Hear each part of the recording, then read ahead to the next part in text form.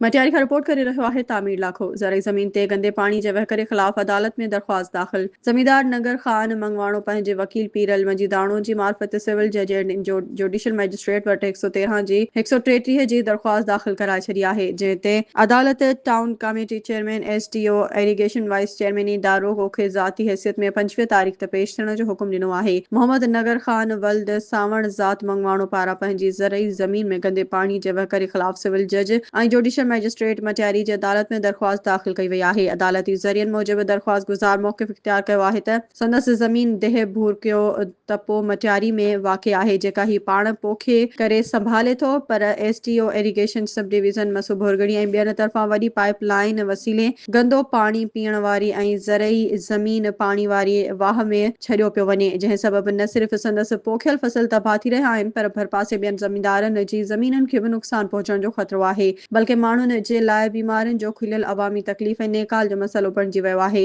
दरख़्वास्त गुज़ार अदालत खे ॿुधायो आहे त हिन बार मुतलिका इख़्तियारनि खे अर्ज़ु कयो, पर का बि कार्रवाई न थी। तंहिं करे अदालत खां अपील आहे त वाक़िए वारे हंधि जो जाइज़ो वठी सरकारी अमलदारनि खे गंदे पाणी जो वहिकरो फौरी रोकण जा हुकुम जारी कया वञनि, जीअं वधीक ज़रई नुक़सान खां बचा थी सघे। अदालत जो जवाबदारनि खे 25 अक्टूबर 2025 ते ज़ाती हैसियत में पेश थियण ऐं जवाब ॾियण लाइ नोटिस जारी कयो आहे।